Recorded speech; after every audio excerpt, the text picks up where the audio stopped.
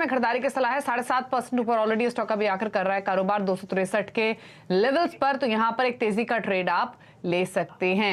Mid cap index अब आपकी screen पर लाते हैं और अलग अलग पॉकेट्स आपको दिखाते हैं कहां पर क्या एक्शन आज के सेशन में मिड कैप स्टॉक्स में देखने को मिल रहा है। इंडेक्स दिन के ऊपरी स्तरों पर 1.25% मजबूत, 350 अंकों की मजबूती है। अब स्टॉक्स देखिए, शुरुआत करेंगे फाइनेंशियल सर्विसेज और साथ ही साथ बैंक स्टॉक्स के साथ। सरकारी बैंक सबसे पहले लेकर आएंगे, साथ ही लेकर आएंगे एनबीएफसी को।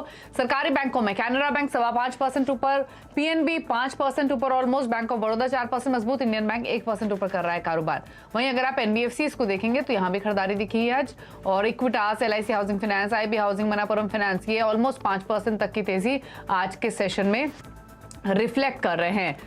एनबीएफसीज और बैंक्स के अलावा अगर आप देखेंगे तो ऑटो एंसिलरीज हुए या फिर मेटल स्टॉक्स हुए, यहां भी तेजी है। मेटल्स में हिंडाल्को, नाल्को, जेएसपीएल, सेल, यहाँ 4.25% तक की मजबूती दिखेगी, 2.5% से लेकर यहाँ तेजी बनी हुई है। साथ ही अगर आप मेटल्स के अलावा कुछ और पॉकेट्स देखेंगे तो सीमेंट स्टॉक्स में खरीदारी। अभी गाबा साहब इंडिया सीमेंट का जिक्र कर रहे थे, लेकिन अब देखिए डेक्कन सीमेंट, ककातिया सीमेंट, गुजरात सिद्धि सीमेंट, यहाँ पर भी 5% तक की तेजी। ऑटो एंसिलरीज में टॉलब्रुस ऑटो 6% ऊपर, मदरसन 4% ऊपर, ऑटोमोटिव एक्सेल्स 2.5% ऊपर कारोबार कर रहा है। रियल्टी में भी खरीदारी है।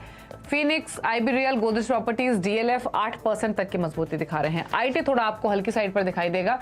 Nucleus Soft, Cigniti Tech, LTI, Sonata Software दबाव के साथ कर रहे हैं कारोबार आज के सेशन में। तो ये फिलहाल स्टॉक्स का आपको हाल दिखाई देगा मिड कैप्स का। लेकिन क्रेडिट पॉलिसी की अगर बात की जाए तो आरबीआई ने लगातार चौथी बार दरें बढ़ाई हैं, 0.5% रेपो रेट बढ़ा है। आरबीआई गवर्नर ने ग्रोथ का अनुमान भले ही घटाया हो, लेकिन आगे की अच्छी तस्वीर भी पेश की है। उन्होंने कहा है कि घरेलू इकोनॉमी मजबूत है। क्रेडिट पॉलिसी पर बातचीत करने के लिए और आज की पॉलिसी के मायने समझने के लिए हमारे साथ फेडरल बैंक के ईडी आशुतोष खजूरिया मौजूद हैं। आशुतोष जी नमस्कार, स्वागत है आपका। तो पहले तो आपका इनिशियल रिएक्शन, हालांकि सभी एक्सपेक्ट कर रहे थे कि 50 बेसिस पॉइंट की बढ़ोतरी हो सकती है, तो ये एक्सपेक्टेड लाइंस पर रहा है, लेकिन जो कमेंट्री ब्रॉडर आउटलुक के तौर पे आरबीआई गवर्नर ने दी है, आप कैसे समझते हैं उसे? हाँ, तो जैसा आपने कहा, आशानुरूप 50 बेसिस पॉइंट्स की अपेक्षा थी और 50 बेसिस पॉइंट की ही ब्याज दरों में वृद्धि हुई है। ये एक और हम उस ओर बढ़ रहे हैं जहां पर मेरे ख्याल से ये वृद्धि की जो चेन है ये अपने कंप्लीशन की तरफ चल रही है। हालांकि किसी कोई फॉरवर्ड गाइडेंस देने के मामले में हमारे जो गवर्नर साहब थे उन्होंने कहा कि ये अच्छा उचित नहीं होगा, क्योंकि हम वो डेटा बेस्ड उस पर रिएक्ट करना चाहते हैं। क्योंकि कोई गाइडेंस अगर आती है तो मार्केट्स को कहीं मिसलीड ना करे, क्योंकि हर दिन इतना परिवर्तन हो रहा है, इतनी वोलेटिलिटी है सिस्टम के अंदर, और खासतौर से जिसको उन्होंने थर्ड शॉक या थर्ड मेजर जो है वो कोविड और कोविड के बाद इन्होंने 2 शॉक्स का जिक्र किया था, तो यूक्रेन वॉर और कोविड का, और उसके बाद ये तीसरे शॉक के तौर पे उन्होंने चर्चा की है कि जो केंद्रीय बैंक है, जो सेंट्रल बैंक है, जितने एग्रेसिवली अपने इंटरेस्ट रेट को बढ़ा रहे हैं, उससे भी करेंसी मार्केट्स इन्फ्लुएंस हुई हैं। सबसे ज्यादा डॉलर अपने विगत कई दशकों में सबसे ऊंचे स्तर पर है, और सिर्फ एक भारतीय रुपया ही नहीं, अन्य कई मुद्राएं भी जो हैं वो बहुत ज्यादा डिप्रिशिएट हुई हैं डॉलर की तुलना में। तो चाहे वो यूरो हो या पाउंड स्टर्लिंग हो या जापानीज येन हो, यहाँ तक कि इवन मलेशियन रिंगिट और चाइनीज युआन, ये सब भी रुपए के तुलना में ज्यादा इनका अवमूल्यन हुआ है। तो इस स्थिति में जहां पर ये निरंतर नई चुनौतियां आ रही हैं करेंसी को स्टेबलाइज रखने के लिए, ज्यादा वोलेटिलिटी उसमें न रखने के लिए, तो उन्होंने कोई एक खास स्तर जो है वो तो तय नहीं किया। जैसा कि आपने भी अभी समीक्षा की थी कि उन्होंने ऐसा नहीं कहा कि डॉलर रुपीस का कोई लेवल है जिसको हम प्रोटेक्ट करना चाहेंगे, लेकिन हाँ, वोलेटिलिटी को चेक करने के लिए उसमें बहुत ज्यादा अगर परिवर्तन होता है तो उससे रियल इकोनॉमी इंपैक्ट होती है। इंपोर्टर्स हैं, एक्सपोर्टर्स हैं, वो सभी इस पर निर्भर रहते हैं कि एक मुद्रा में स्थिरता रहे, और तो और कैपिटल फ्लोज जो देश में आने वाले होते हैं, चाहे वो एफडीआई के रूप में आए या एफपीआई के रूप में आए, उन्हें भी जो स्थानीय मुद्रा है उसकी स्थिरता का बहुत की चिंता रहती है। ऐसा ना हो कि वो 10% जो है अपने एसेट साइड में गेन कर रहे हैं और 8% के करीब जो है वो अवमूल्यन हो जाए, तो उनको तो नेट गेन काफी कम हो जाती है। तो उनको ये देखना रहता है कि हम अगर यहाँ इन्वेस्ट कर रहे हैं तो उसका हमें क्या प्रतिदान है। और ये इस चैलेंज में, इस चुनौती के दौर में उन्होंने फॉरवर्ड, हमारे गवर्नर साहब ने फॉरवर्ड गाइडेंस देने से इनकार किया। उन्होंने ये कहा कि हम कोई पर्टिकुलर लेवल को प्रोटेक्ट नहीं करेंगे, लेकिन हाँ, हम वोलेटिलिटी को चेक करने के लिए निरंतर करेंगे। सबसे ज्यादा जो उसमें सुखद बात थी वो ये थी कि हम देख रहे हैं $105 बिलियन अपनी पीक से फॉरेक्स रिजर्व्स जो हैं वो नीचे आए 642 से करीब 537 के स्तर पर एक वर्ष में, विगत एक वर्ष में।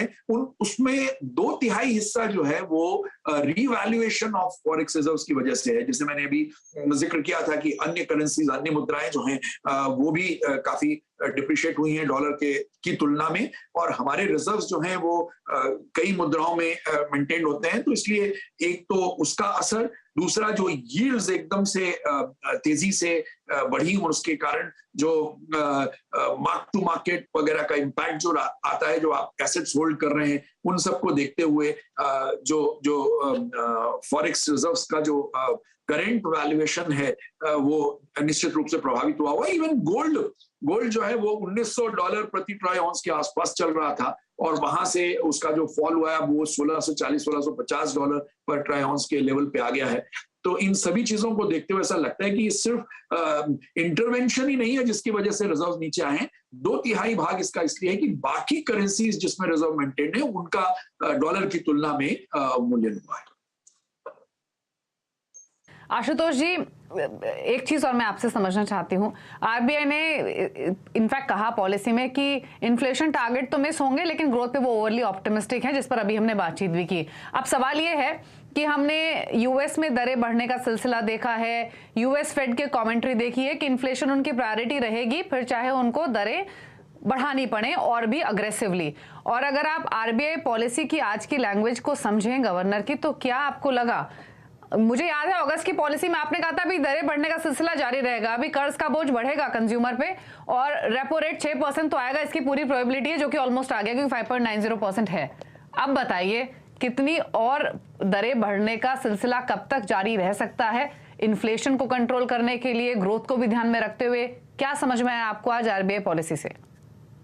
देखिए, भारत की स्थिति और अमेरिका की स्थिति एक जैसी नहीं है। जहां एक और विश्व की सबसे बड़ी अर्थव्यवस्था, जिसमें कि औसत प्रति व्यक्ति आय जो है वो $50,000 प्रति वर्ष से भी ज्यादा है, इनफैक्ट $60,000 से भी ज्यादा है, और कहा भारत जहां भी $2,000 आय है, तो हमारी जो ऑप्शंस है, हमारी जो प्राथमिकताएं हैं, उनमें निश्चित रूप से अंतर होगा। उनकी प्राथमिकता इस समय पूरी तरह से प्राइस स्टेबिलिटी, मुद्रास्फीति पर पूरी तरह नियंत्रण, लेकिन हमें यह भी देखना है हमारे देश में कि हमारी विकास की दर बहुत ज्यादा प्रतिकूल रूप से बाधित ना हो, क्योंकि अगर वैसा हुआ तो एम्प्लॉयमेंट के ऊपर असर पड़ता है। अगर हमारी विकास की दर कम होती है तो नए अवसर जो एम्प्लॉयमेंट पैदा करने के हैं वो प्रभावित होंगे। हाँ, ये जरूर है कि हमें भी मुद्रास्फीति को नियंत्रित रखना होगा। ऐसा नहीं कि हम मुद्रास्फीति को कहीं भी बढ़ने दे सकते हैं, क्योंकि वो जो गरीब तबका है उसको सबसे ज्यादा हिट करती है। और हमारे देश की, जैसा मैंने कहा, प्रति व्यक्ति आय कम है, तो उसमें काफी बड़ा हिस्सा ऐसा है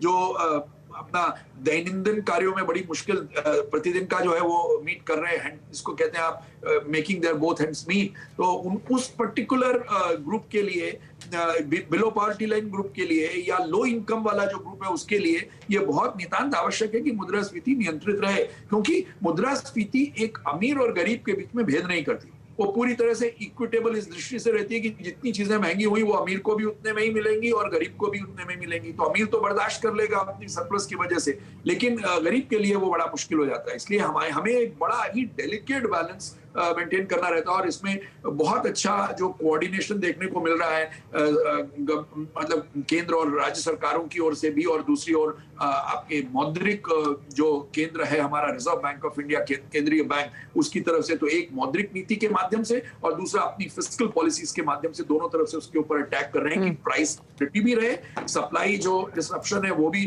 उसमें भी रहे, चाहे वो कभी एक्सपोर्ट ड्यूटी लगाने का काम हो या इंपोर्ट ड्यूटीज को कम करने का हो। इन सारी चीजों को लेकर एक बैलेंस करके वो कोशिश कर रहे हैं कि प्राइसेस जो हैं वो नियंत्रण में रहें, कीमतें जो हैं वो नियंत्रण में रहें, और उसका जो प्रतिकूल प्रभाव होता है, एक स्थायी विकास दर मेंटेन करने के लिए, उसमें एक निरंतरता बनाए रखने के लिए जरूरी है कि मुद्रास्फीति भी नियंत्रित रहे। तो दोनों तरफ बैलेंस करना है, विकास की दर को भी कम नहीं होने देना है ताकि नया निवेश हो, नई जो है एम्प्लॉयमेंट की जो है अपॉर्चुनिटीज पैदा हो, जब लोग कमाएंगे तो निश्चित रूप से उसका जो इफेक्ट है, जो उसका जो क्रम जो चलेगा, जिसको वर्चुअस साइकिल कहते हैं, वो भी बना रहेगा। तो दोनों को मेंटेन करना एक डेलिकेट बैलेंस है, जिसपे आई थिंक काफी अच्छा काम हो रहा है। मुझे लगता है कि सफल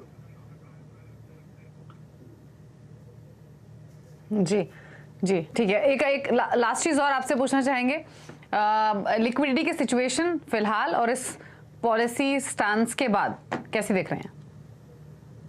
हाँ, तो आई थिंक बहुत क्लियरली गवर्नर साहब ने बताया अपने संबोधन में। उन्होंने ये बताया कि ऐसा नहीं है कि आपने अभी टेम्परेरीली पिछले कुछ दिनों में देखा कि लिक्विडिटी की कमी है तो हम पूरी तरह से डेफिसिट जोन में आ चुके हैं, ऐसा नहीं है। वो उसका मुख्य कारण रहा है एडवांस टैक्स का जमा होना और उसके बाद जीएसटी का कलेक्शन, और वो पूरा पैसा गवर्नमेंट के क्रेडिट बैलेंसेस के रूप में रिजर्व बैंक ऑफ इंडिया के पास है ना, जो अलग अलग अनुमानों के हिसाब से मेरे ख्याल से वो 3,80,000 या से लेकर 4 लाख करोड़ के बीच में है। और इतना बड़ा अगर आपका बैलेंस मेंटेन है रिजर्व बैंक ऑफ इंडिया के साथ, तो जैसे जैसे वो खर्च होगा वैसे वैसे लिक्विडिटी इंजेक्ट होती रहेगी।